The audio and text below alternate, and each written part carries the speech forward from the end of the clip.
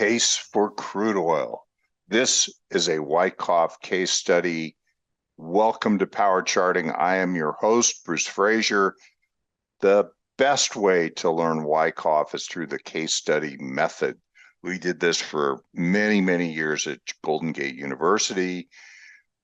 We can unpack a stock, a futures contract, an index, and really be able to apply the Wyckoffian methodology if we have a process to go through to evaluate the condition of the unfolding chart action, looking at price and volume. It's what we're going to do in these case studies. We're on that path today with a look at crude oil. You saw this recently in a Wyckoff Power Charting blog that I wrote early in the week. And so let's get started and let's just take the whole thing apart and have a really big look at this. It's going to be somewhat of a historical look, bringing it up to the present.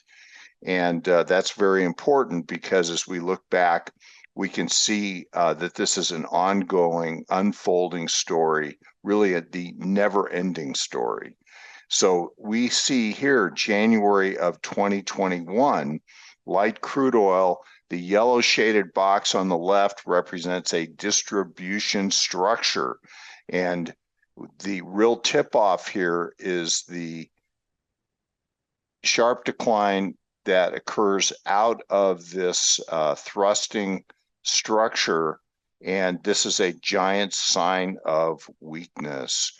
Then a labored rally takes place that takes us back to the resistance area, old support, new resistance, and it stops there. There's really, other than the initial rally, there is just not much quality to the upward move. And so we can see that once this is tested here, that the distribution is very vulnerable for completion. And then a very sharp decline back down to the sign of weakness low tells us that there is active selling going on in this commodity. Also note the very high volume on that initial break into a sign of weakness. Thereafter, there's a big markdown. This is across the area of around $65, got as high as $76. This count takes us down all the way to $7.60 to minus $3. In fact, amazingly, crude oil futures did go negative at that time. And this is, of course, the COVID lows of this bear market run. So a remarkable decline, sort of unprecedented. But then an accumulation forms, and we talked about this at the time. I actually just put up this old slide so you can see that we have met here and talked about this slide in the past.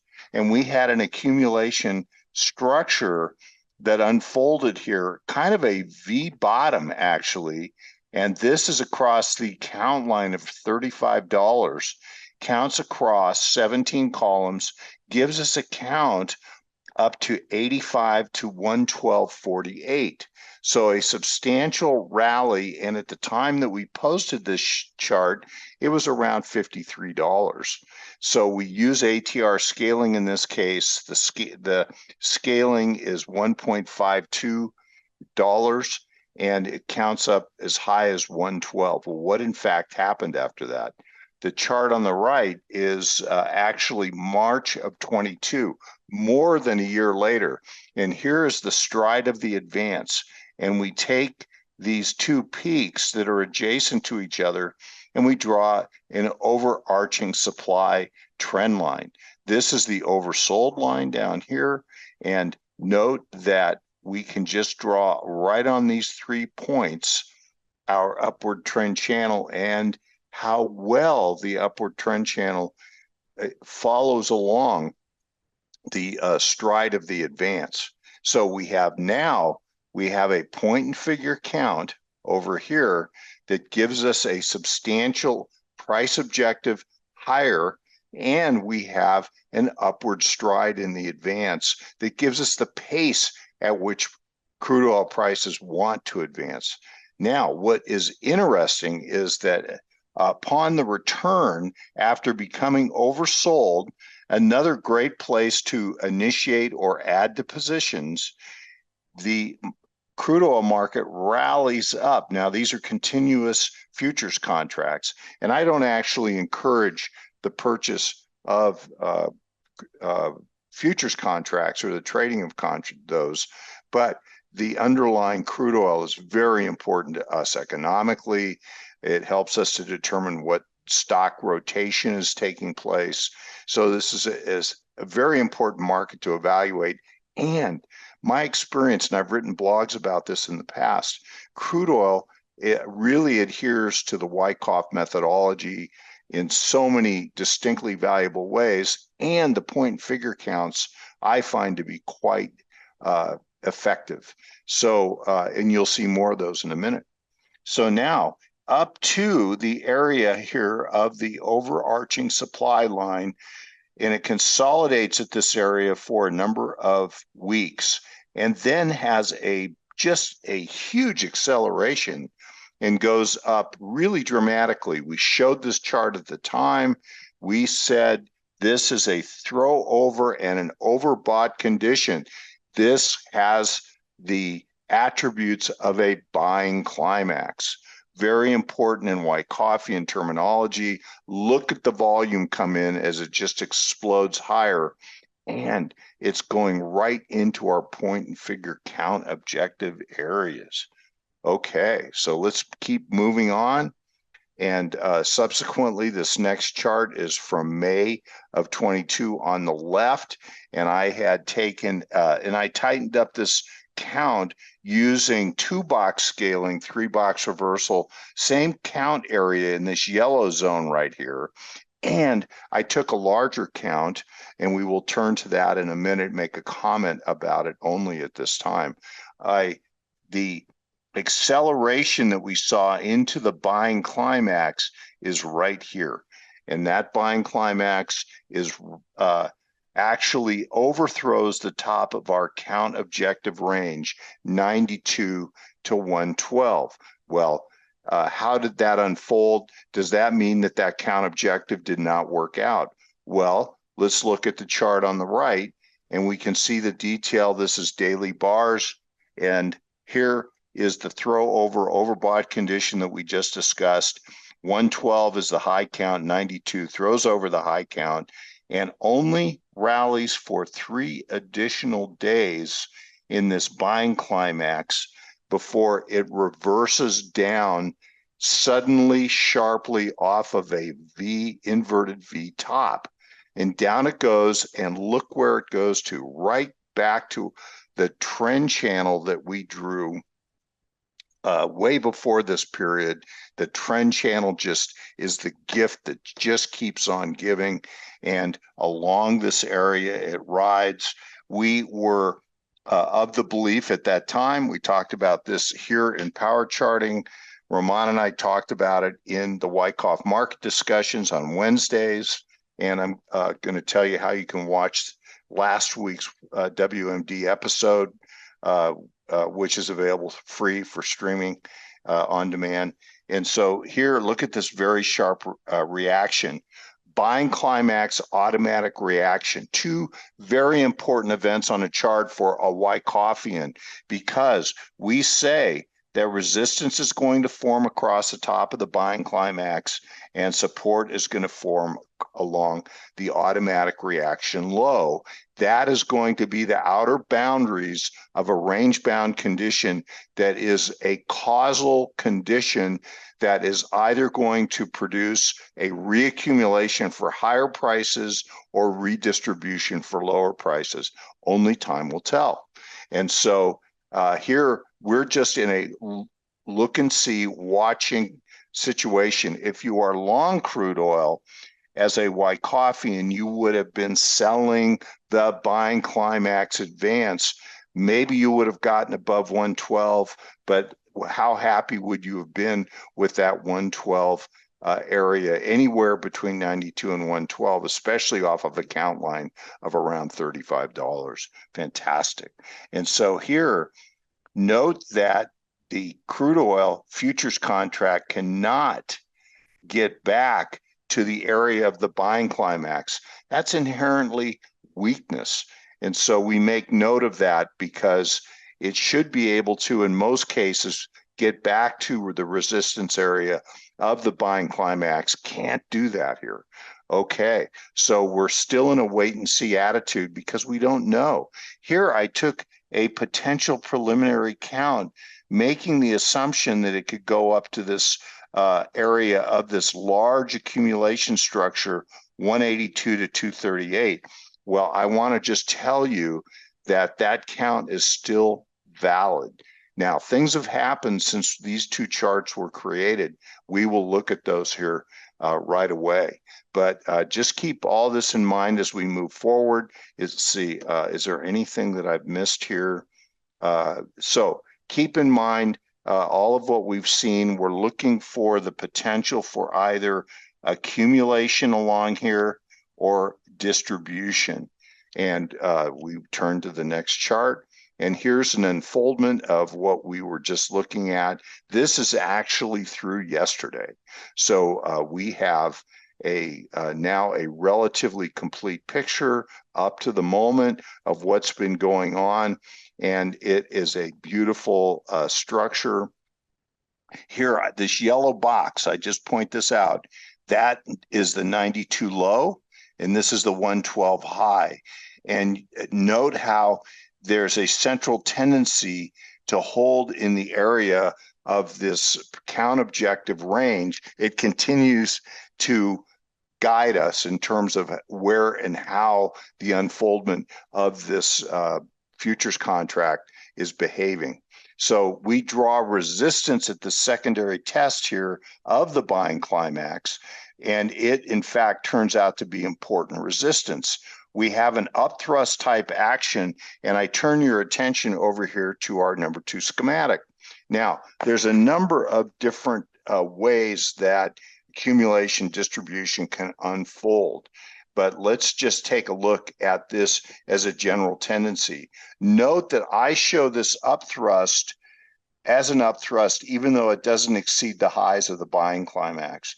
This is because it was a very important, very sharp advance. It did upthrust the secondary test. And if you called it a secondary test instead of an upthrust, perfectly fine.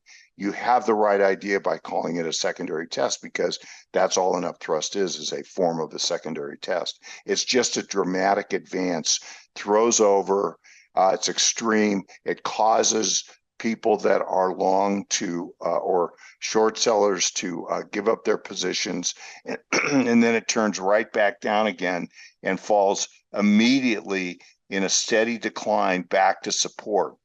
This is this area right here. You can see we have a last point of supply here, and I contend that this is a last point of supply here, and you'll see more on that in a minute.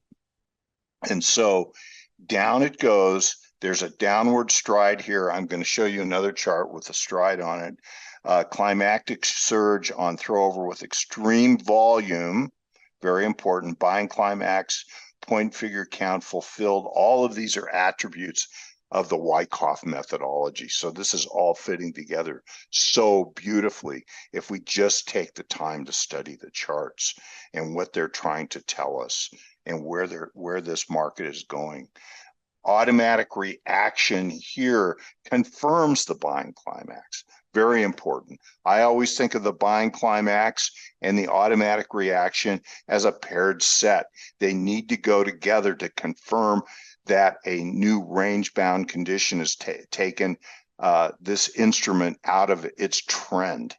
So now there's a very big sign of weakness here, and this sign of weakness then rallies, look, right into old support, new resistance. This support here barely holds. There's no lift in this market here. It just goes sideways. Here there's lift, here there's not. Then there's this sign of weakness, and it attempts to rally up and immediately fails. So there is a lot of evidence of weakness in this market at that time. And people were generally very bullish on crude oil. So here is an example in the schematic of the inability to lift off the support area over here, and down we go. Okay, so now we have, let me get my little marker back. And so now we have another count area that we can take. We have to be very judicious about taking distribution counts because it's easy to overcount. And so the caution is warranted. I'm going to show you the point and figure count here in a second, but you'll see that there's a stride that's developed, two strides. There's a stride off this peak right here and this peak here. They are adjacent. There's intervening lows. Here's the stride of the decline.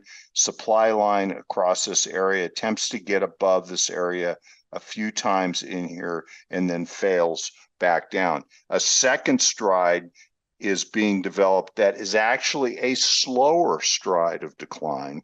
And this slower stride of decline actually is evidence that the rate of decline is diminishing.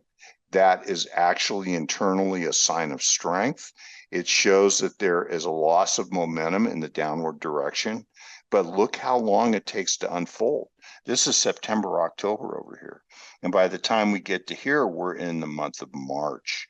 Now, we have two strides to work with. Both of them are proving to be quite valuable. One other point I would make here is that this trend line underneath is a form of a demand trend line, but it's also an oversold trend line. And this is a trend line in its own right. Even though it's the parallel of the one above, it is a reverse use of trend line. And look at all the touches here early in this downtrend with an oversold condition right there. Fantastic. Really, really important, valuable. Trend lines are so useful. And learning how to draw them the Wyckoff way is immensely valuable. And so downward stride here, oversold at this point, oversold at this point.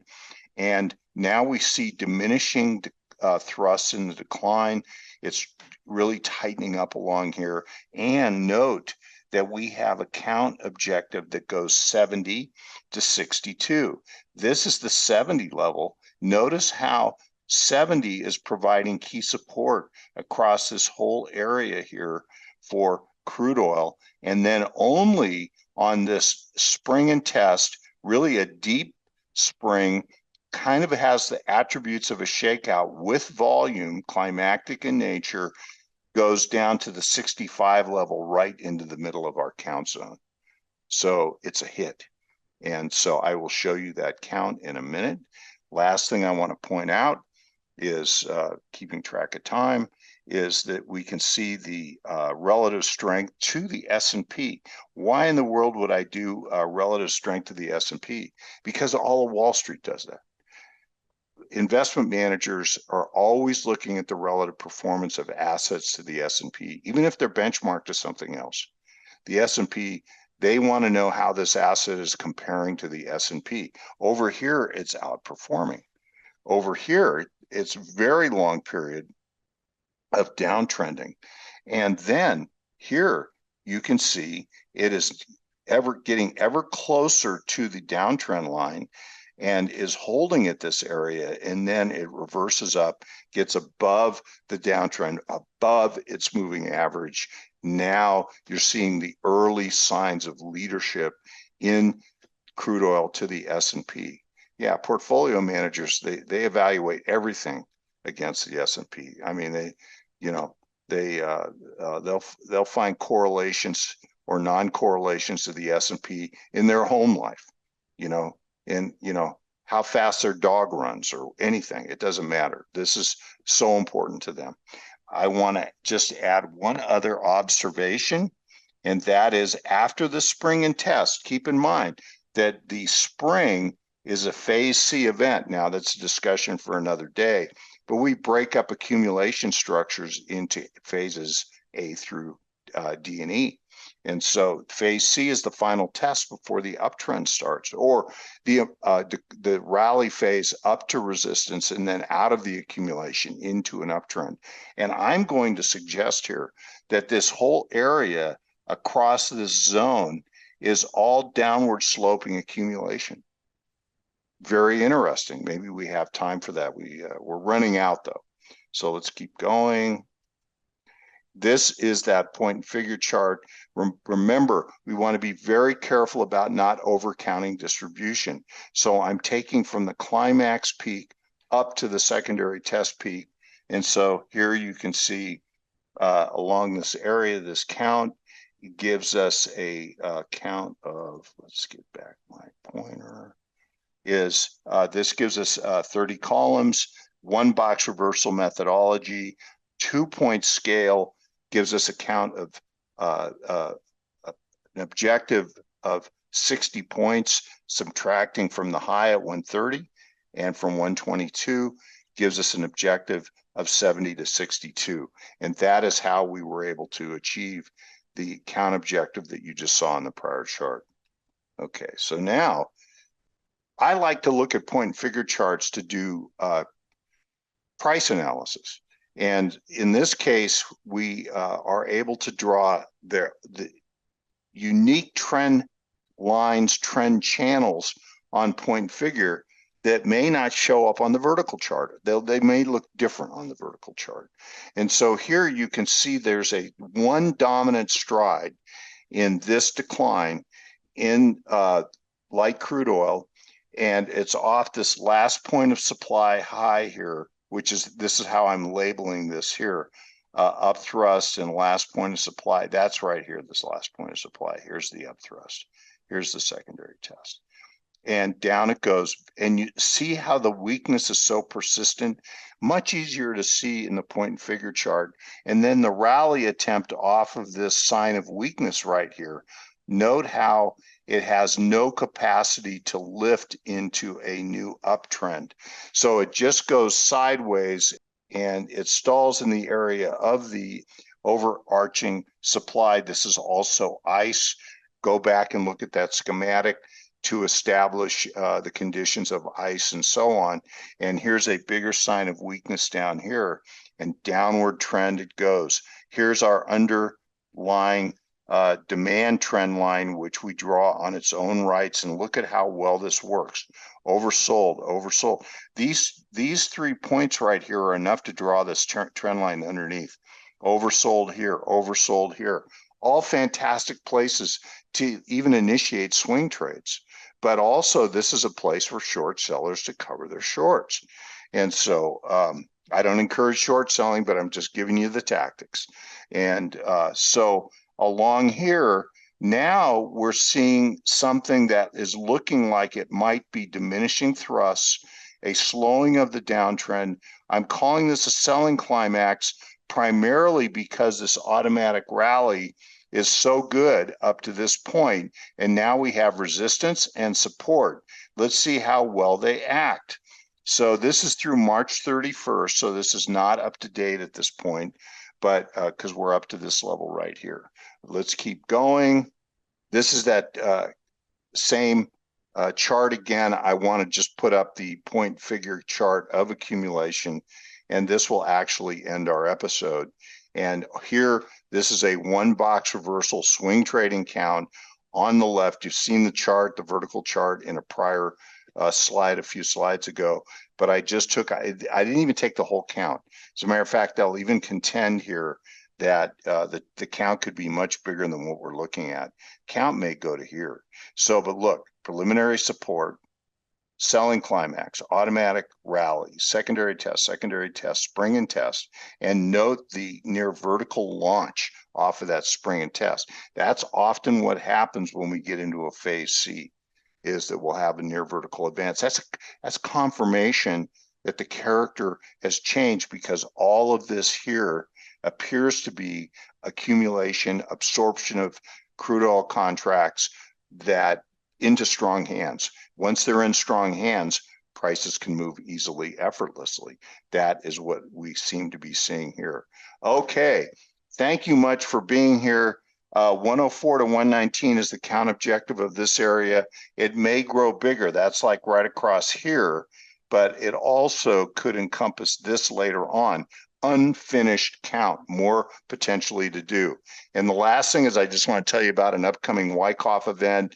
Roman Bogomazov, Alessio Rutiliano going to conduct Wyckoff Trading Course Part 1 for those of you that want to up your skills in the Wyckoff Method, and Wyckoff Part 2, April 17th and 18th, there's going to be free complimentary sessions. And with that, thank you so much for being here. We'll see you next time. Have a good week.